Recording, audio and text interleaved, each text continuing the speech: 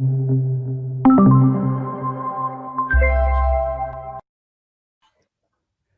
thank you, Melinda, for coming on to our hot seat tonight. So I'd love to hear, tell me what's been going on for you and how can I help? Okay, so I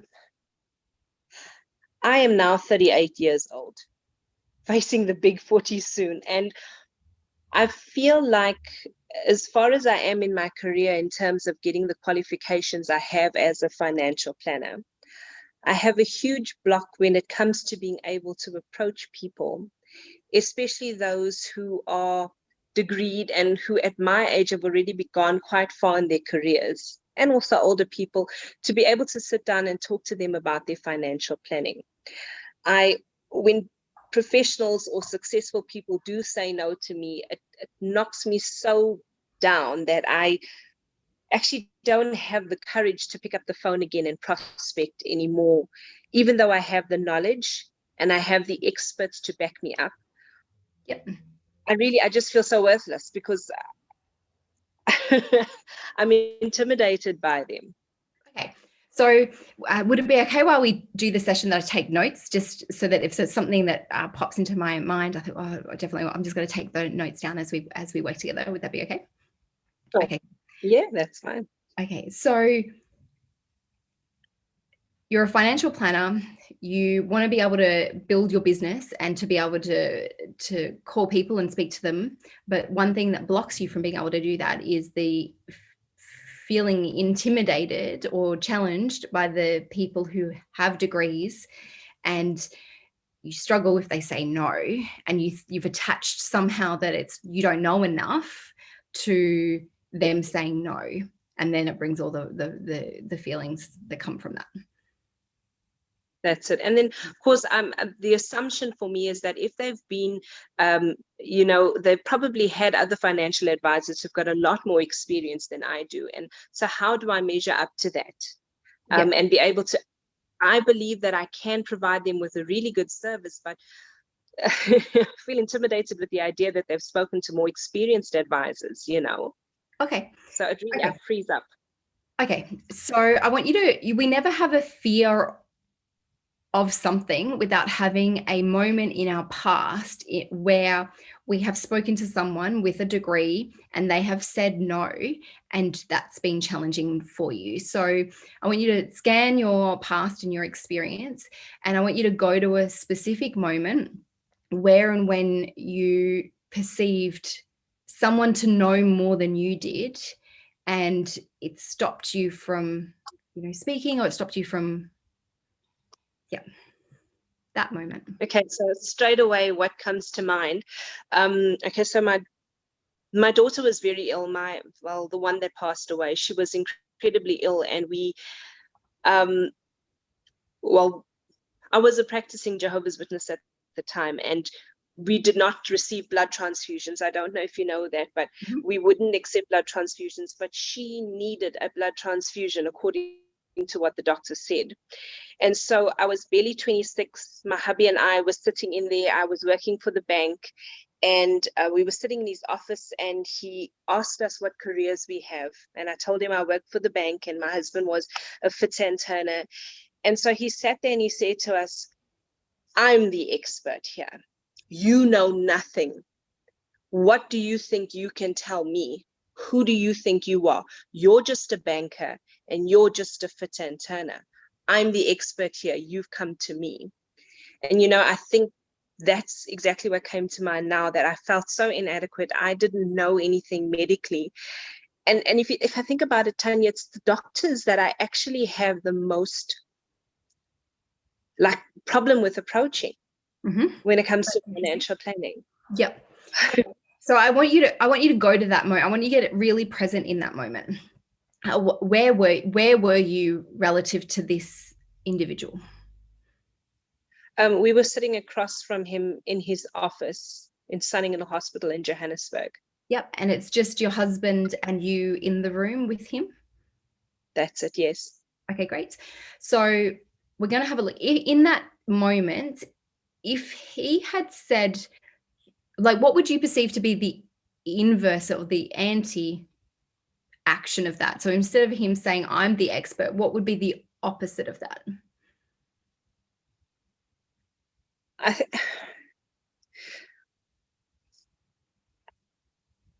Would be to bring us up to speed with what was going on and not talk to us like we were stupid. Okay. You know? So in that moment, if he did bring you up to speed and he joined you in with that conversation and informed you more, how would that have been a drawback and disservice to you? I think it was time away from me actually being with my child if he had to go into detail, because we knew that it was the end of her life. Yeah. So you think, or it definitely would have taken more time away from the last moments you had with your child, your daughter? It would have. Yeah. It would definitely have. Yes.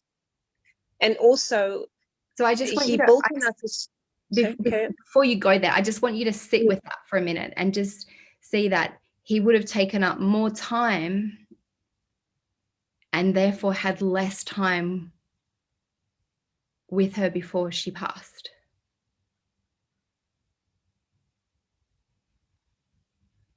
So what else is the drawback if he had explained more to you and helped you to understand and made it a joint conversation? We built a strength in our conviction from him. I would use the word attacking us verbally, that actually made my husband and I much stronger in that moment as a couple with our decision. So he wouldn't have given us that opportunity to grow stronger. So what would have been the drawback then? Because they're the upsides of what he did. So what's the drawback if he had more spoken to you and explained in more detail?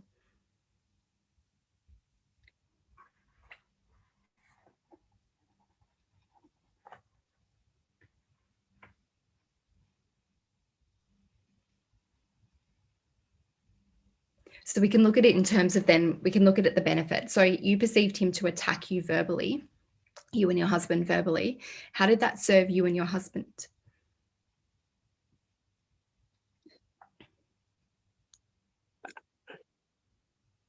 Zane stood up to him. I had a lot of respect for him after that. And so did I, because in that moment, I thought to myself, I'm not just a banker. I understand what we're doing. And it's like my maternal instinct. Yeah. Yeah, you go. My maternal instinct got even stronger in that moment because I could see his strategy. Mm-hmm. Okay. And your maternal instinct to know what your daughter needed the most, did that surpass the knowledge that he had? Absolutely. I knew what giving her blood transfusion would do to her little body, and I was not prepared to go through that. It was such a strong feeling. I've never felt a strength like that before. And it didn't take being a doctor to understand that. It didn't take knowing more knowledge and learning more to know what was needed for your daughter.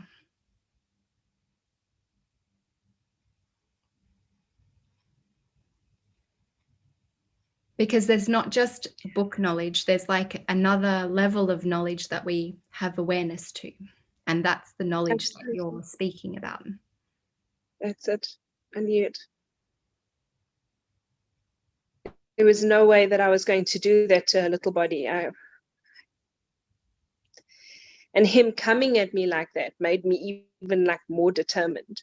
So are you set? So if he had explained it then to you and rationalized a bit more and educated you and showed you why these are the reasons, what would have been the drawback then to you?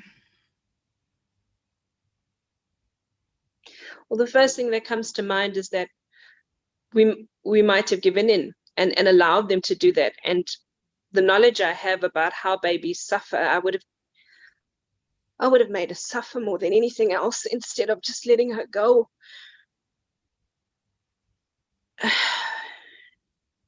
So what knowledge did you have that your daughter, to help your daughter in that moment? What knowledge did you have? The knowledge that I didn't want my baby to suffer. I could see how she was suffering. So go back to that moment and you perceived yourself to be, the words you used were worthless. If you then certain that you had your maternal instinct, you knew the blood transfusion wasn't the perfect option for her and the wisest option for her. Him playing that role was actually perfect because it helped you to solidify the journey and the decision that she was on and that you had made.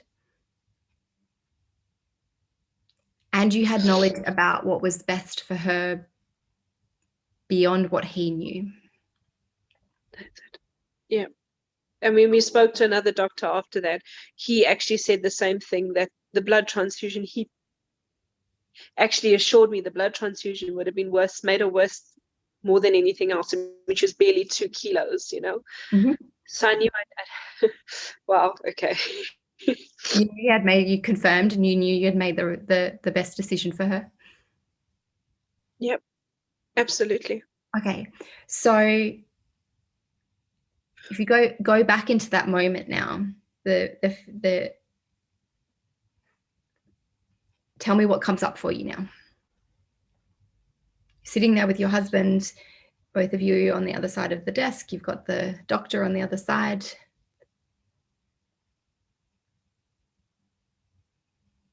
I just feel strength. That's Great. what I'm feeling right now, strength. Great. And in terms of your knowledge and wisdom and ability to take action on that knowledge and wisdom, how do you feel about that moment now? Confident that we'd made the right decision. Perfect. Despite what he said. Well, yeah. Despite. Okay, great. So, and even though he had more experience, are you certain of the decision that even though you didn't have all his years of being a doctor and dealing with a similar illness, that you knew the best path for her?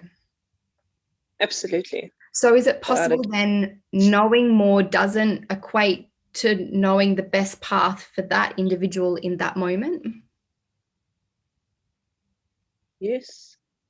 It's possible? Yeah, absolutely. Yeah. Yep. Okay, great. So now I want you to go to a moment where you have been smarter than the other individual. So I want to kind of like flip it now, and I want you to find a moment where you have been, the smartest one in the room or the smartest one in the conversation, and had more like pride or a sense of like, God, I really know my stuff. Yep. Yes. Got it. I've got that moment. Okay, cool. So tell me, where and when was it? Where and when are you? It was last night. I was in my bedroom, but I was on a WhatsApp call with the clients and her daughter.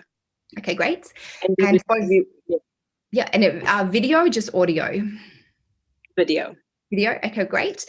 And what specific? Well, without giving what specifically? What was the moment of where you perceived yourself to be more like knowledgeable or had more expertise and experience?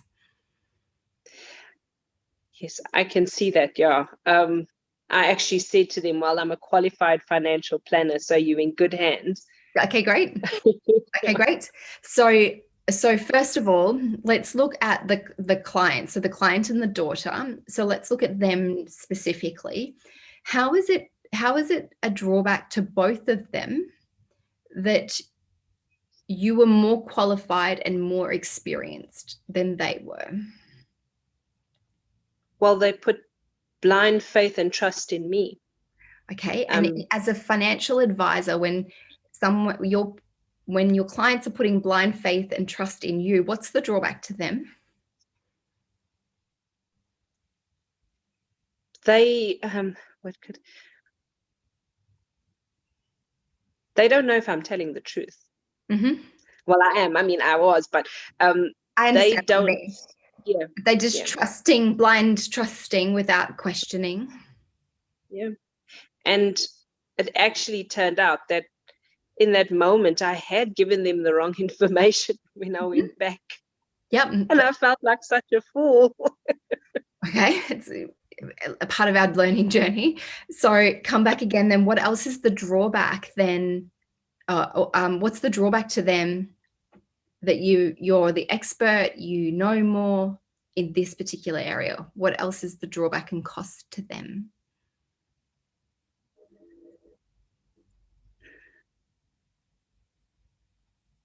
They won't take the time to find out for themselves if what I'm saying is right. So I want you to say the both of them and see them like not taking time to go and question it and see if what you're saying is correct and you're giving the best information. What would that cost them long term?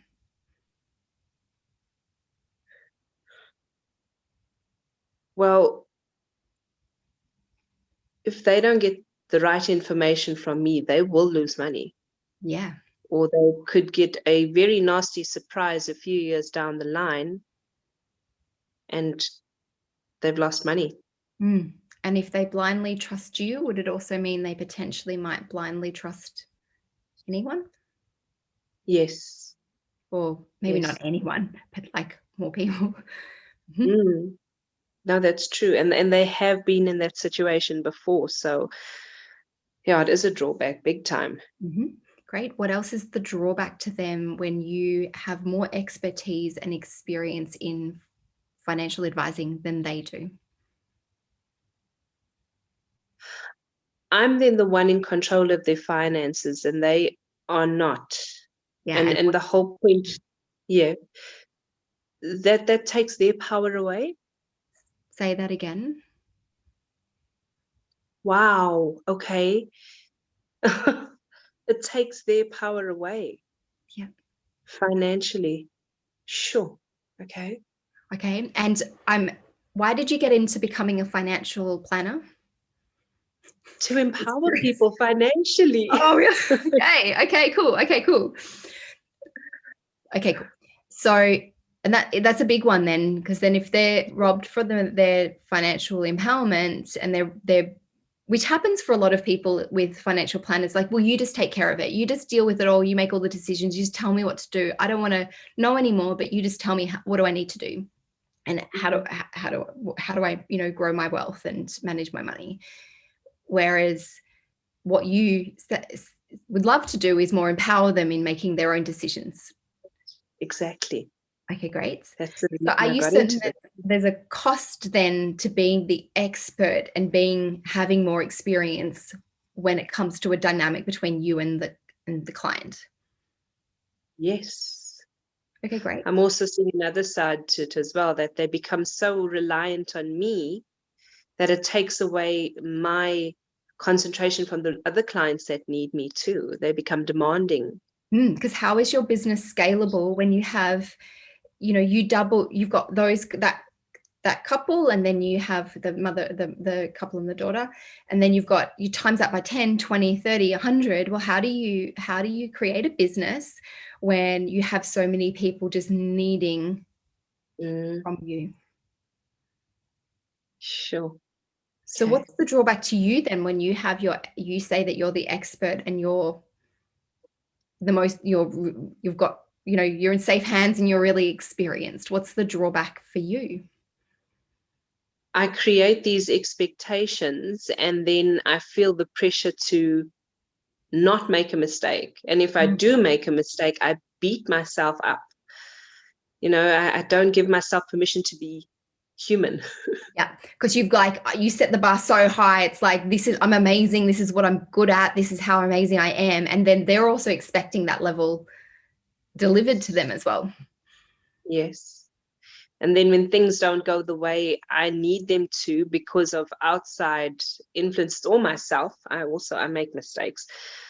Then, it can become it takes time away from getting more business, which means that instead of increasing my income, I'm doing damage control. Yeah. Okay, great. Yep. So what else is the drawback then for you when you're focused on saying, I'm, an expert, you're in the right, you're in the right hands, I've got the experience. What else is the drawback? Think mentally, the drawback, what does it cost you?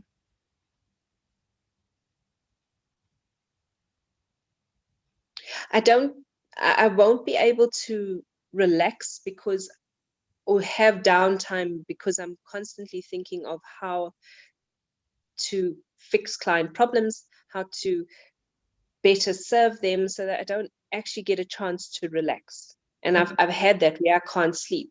Yeah, that it's like the cogs are still turning because you're trying to solve everyone's problems.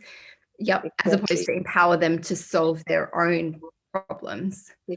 Yes. Okay, great. And also physically, carry on. There you go. And also, I think physically, I try to get a workout in. So if I'm forever running after clients' whims and needs, because I want to be the best all the time, I won't have that time to myself to be able to get in some exercise or even get a bite to eat. Yeah. So the focus is more on, the downside is the focus is more on the client rather than your business and being able to grow your business. That's it, yes. Okay, great. What else is it costing you? Because when we're at the top of our game and we think that we are experts and we know enough, where is there room to continue to grow and evolve and learn? What happens? It's like I feel full right now. There's not much more that I can learn and grow because I'm the expert. Exactly. Then I found myself actually flipping past updates for emails and new information that we need to understand in legislation. Saying, oh, I've done that, I've just finished that exam, I know that. And it's actually, I've been caught, where I actually didn't know the latest information, and it wasn't quite professional for me. So that's the thing. You begin to believe that, well, I began to believe that I know everything, and there's nothing more I need to learn. Is your industry changing rapidly or changing progressively? Like, does it change over time? Or is it constantly changing and you have to keep updated? How does it? It is constantly changing now. Okay, so would you ever be an expert then if it's, I'm just curious, if it's constantly changing?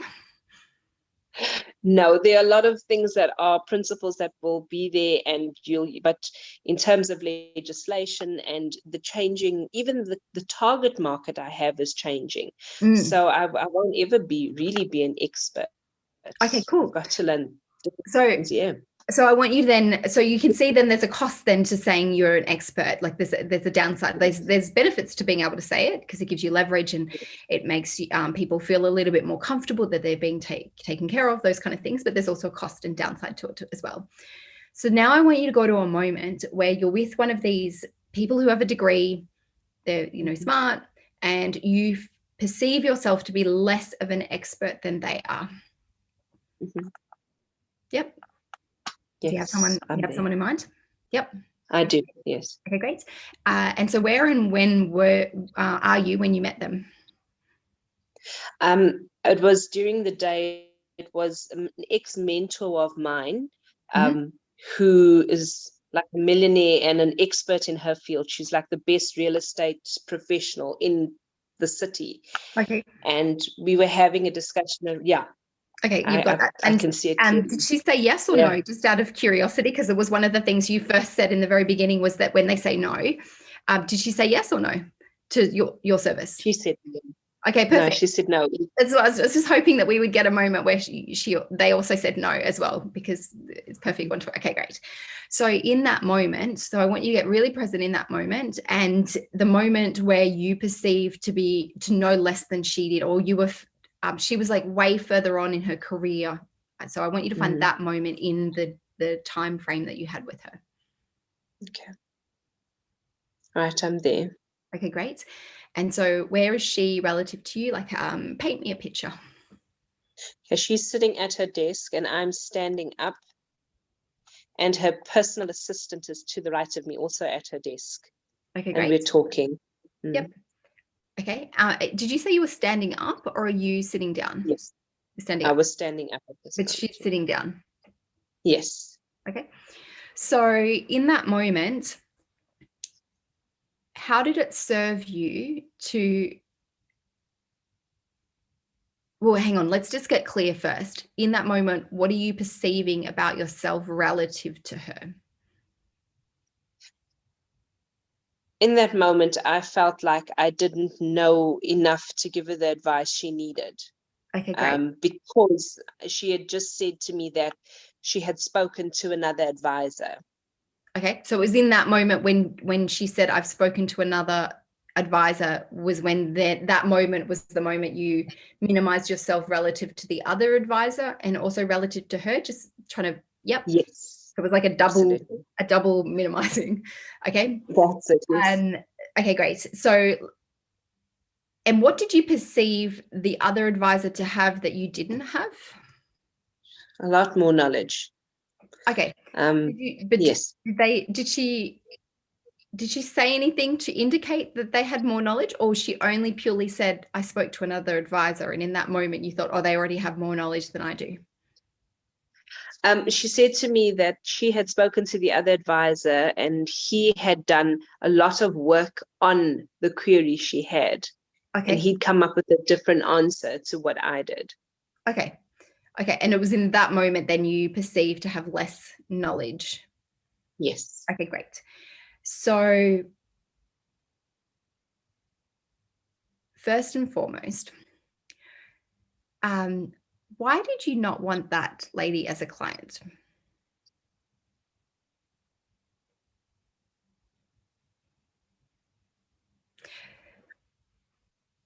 Okay. Because anytime a client says no to you, there's an unconscious, so any decision that gets made for you, there's an unconscious decision being made by you. So if someone says no to you, there's an unconscious motivation underneath you that's unconscious that you also wanted that no. They were just the one that said no to begin with. Now, it's okay for us as practitioners or financial planners or whatever to also say no to clients. We don't want to say yes to everyone. We also want to say no to some clients, but sometimes in the very beginning of building a business, we don't have as much courage to say no to a client because we perceive, or I'll just get experience and I'll say yes to everyone. But really, not everyone is our ideal client, and our business saying no to people is actually going to help build our business more than just saying yes to everyone. And so when she said no to you, there's an unconscious, and we're going to bring it conscious of why you wanted that no anyway. So why did you not want her as a client? Well, because I'd worked with her, I'd seen her in action, and she could be quite vociferous about the way she felt. I'm trying to stay away from labels, but the truth of the matter is, if she was not happy with something, she let you know in no uncertain terms. Okay, so we'll call her a ball breaker or something like that. Like, just really totally tell you how it is. Okay, great. And we can use labels. It's okay. You're describing a dynamic. So tell me then, why did you not want that type of clientele? She works in an open office. Yeah. And when you heard she was upset, everybody knew, and she did not pull her punches. So I had worked with these people before, and I didn't want her to go, if something had gone wrong, for her to, I could just imagine her slamming down the phone and saying all the worst things in the world about me. And I just didn't want anybody to see me that way. So is that the truth of why you didn't want her as a client?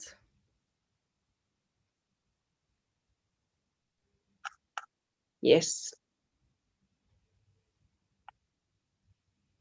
I didn't want to be responsible if anything went wrong after the advice I'd given her.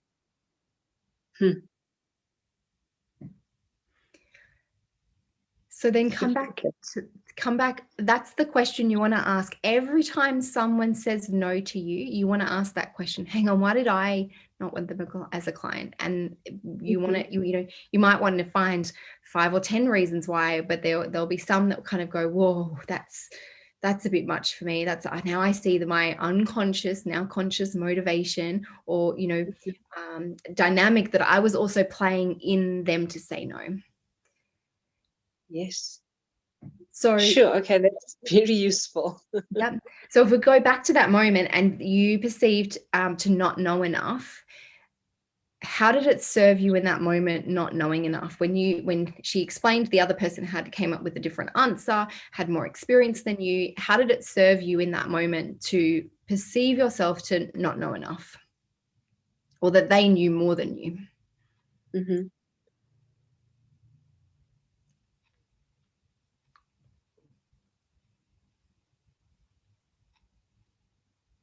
I like to learn new things. So in that moment, I was grateful that I'd learned a bit. Mm-hmm. In that moment, it was new to me, and yeah, because that's it. I learned something new in that moment. Okay, great.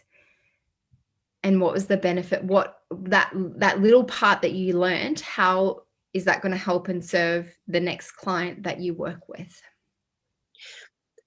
Well, I learned that I had to go more into depth about investments and understand how certain investments worked when it came to government employees and privately employed employees. So when I work with those different types of clients, I'll know that I must look into it more before I give them information, because rules are different. Yeah. Okay, great. So how is that going to Yeah. help you make more money now?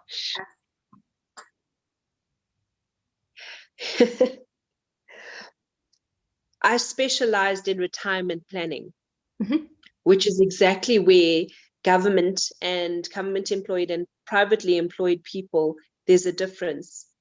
So me now coming across that information from her is going to help me be able to give my clients accurate advice. If I never knew that, I would probably give them the same advice across the board. Okay. So Sure.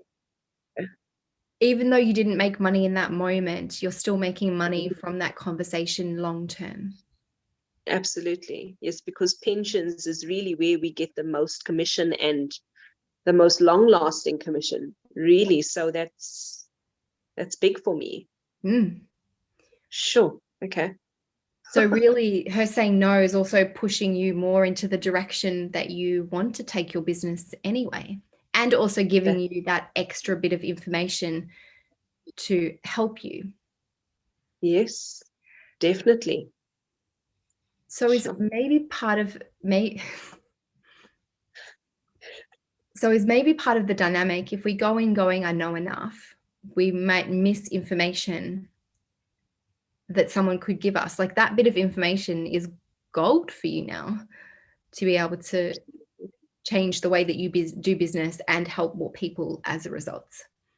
Mm-hmm. So if you had known enough and you had known as much as you needed to, what would have been the drawback in that moment? Looking back at it now, she's about to immigrate to the UK, so I would have lost massive in terms of the investment, because if she had given it to me, I'm looking at the commission I would have earned that I would have had to pay back, because she's immigrating. It would have been a huge loss for me. Okay. And so you would have got some commission, but then lost that commission. So it wasn't a long-term client. It wouldn't have been, because at the time we didn't know she was immigrating, but that's the decision she made since then, which would have affected me and has affected the advisor who's taken on that investment for her. So are you saying that maybe you knew and had more knowledge about her circumstances than you realized? And that her saying no was really actually freeing you, even though you didn't have all the pieces of the puzzle in that moment? Damn, Tanya, that's true. Yes. Sure. No, this is ridiculous. You're right. I did know.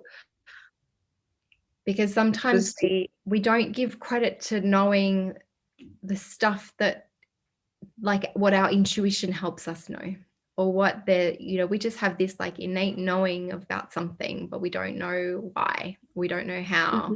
But it's like that there's another level of knowledge that we have, and it's about tapping into that. How did you, if we go back to that time where you're connecting with her and you're setting up a meeting and then you have the meeting with her, where was your knowledge or intuition sharing that little bit of information that maybe this isn't the right client, it isn't long term, she may be more difficult as a client? Did you have any of that leading up to the meeting it with was in the back of my mind. It was definitely in the back of my mind her? because I had worked with her for 2 years before that, and I knew that, as you say, she's a ball buster. Yeah. So in that moment, I didn't want to be the one that messed up her investment, because it was millions. Yeah. And it would have just been so ugly if I had even a chance that I could have messed that up. Yeah. And the thing with money is it doesn't happen straight away. It happens over time. And it's mistakes that were made in the beginning, So that was, yeah.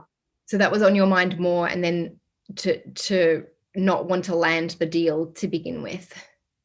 That's it. Yes. Okay. Definitely. So the reason why then you didn't get, because you said that you kind of somewhat like meshed or tagged the no to not knowing enough. Mm-hmm. Like they say no because I don't have the degree, or I don't know enough, I don't have as much experience. But was the no really about that, or was her no, was it about something else?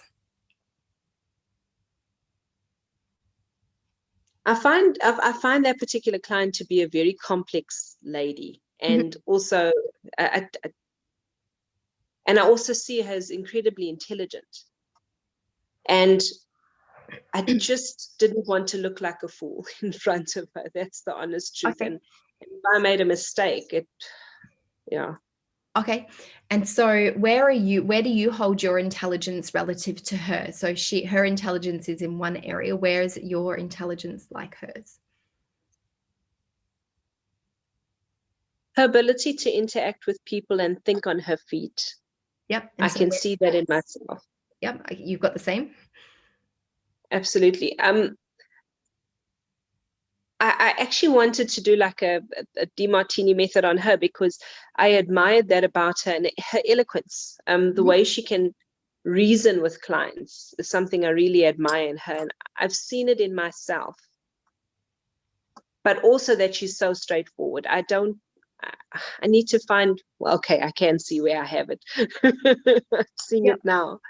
So, so tell me where so I would suggest then maybe to go and do a full Demartini method on the on the lady, so that you can fully go and see where you have the same as her, so you can own more of your intelligence, you can start to change your perspective of it. But I want you to go back to feeling like that she is far further ahead in her life than you are. So tell me, where are you equally as far ahead in your life? Like where are you ahead in leaps and bounds in comparison to her? I have, besides being a financial planner, I have been a learning facilitator since 2008. And I know that is, I would say that is where I would meet her competency for absolute sure. And how do they tie in together?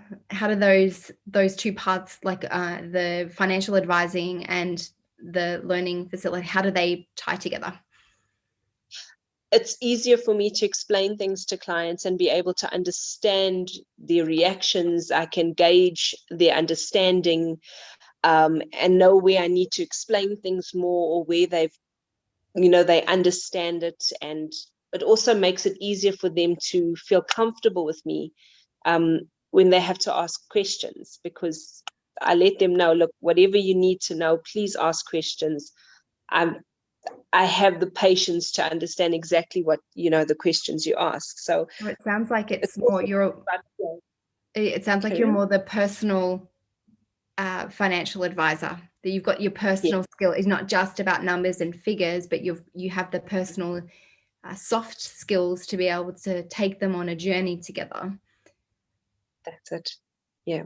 Yeah. I like to make them feel comfortable about working with me and asking me questions and knowing that I can explain it so that they understand it, because money is very intimidating for people.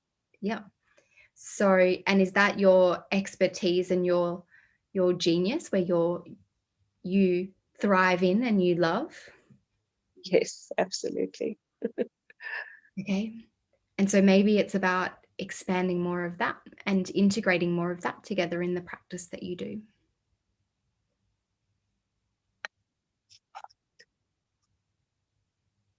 Because you have a Yes. unique gift, and it's about, your past experience and what you've been doing in your past with your past career, and bringing in your new career and, meshing them together so that, that you can use both skills. But at the moment you're still, I think you're still learning in the financial advising world.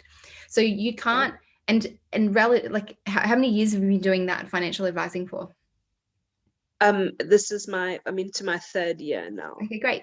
And the guy that she asked for advice for, how many years was he doing it for? I'm sure 20 plus years. So how can you compare your chapter 3 with his chapter 20?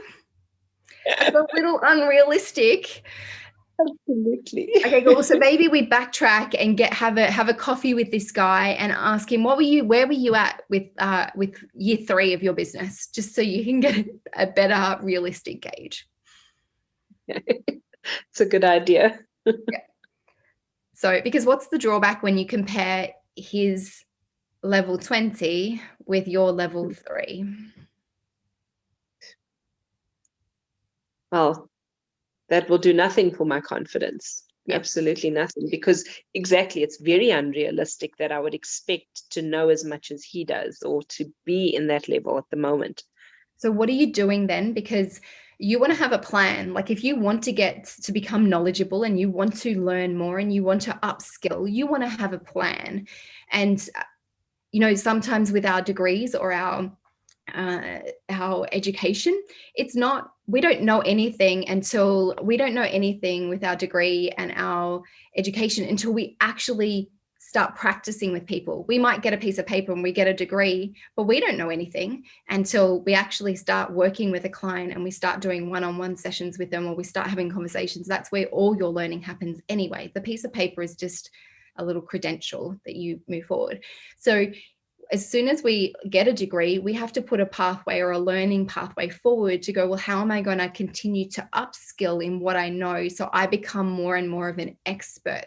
So I would consider for you to go, okay, well, what am I going to do over the next 5 years to push myself to upskill? You've got all the soft skills now. You've got all the facilitation side of things. You can speak to people, help people solve problems, make them feel really comfortable. It's like, what are you going to do technically wise now to continue to upskill and to grow, to become that expert? So that, because it doesn't just naturally happen, you have to work for it. And so it's like you almost have to now set your own plan of what that looks, an inspiring plan of what that looks like, so that people can remember you, Melinda, as the go-to person for retirement financial planning. When they're 15 years old, when they're 50 years old, doesn't matter how old they are, they want to come to you. And so you become the expert. But you have to look at, well, what training, what things that you would need to do in order to get there, and start working away at that. That's it. Beautiful. Great. So how do you feel now? A lot more balanced. Can actually feel, well, physically my shoulders are not so high up anymore. Like I can actually walk out there and be able to speak to people, knowing hello, there are benefits and drawbacks to everything, but the point that when someone says no to me, I have an unconscious, what did you say? What did you call it? An unconscious motive for it to them to say no. Sometimes it's not so unconscious. Say, I know I'm phoning someone and I'm actually hoping, please say no, please. That's the truth. That's the truth. Amazing. Okay. Oh, thank you. Yeah. Now, sorry, the words don't come out now, but there's a sure feeling, like a certainty that I can definitely do this, because I knew there was a reason why I chose this. It kept on coming back into my life for years and years. There's a reason I'm supposed to be in this profession. And now I can see it. And can you feel it too? Absolutely. Absolutely. Great. Well, thank you. Thank you, Melinda. Thank you, Tanya. Wow.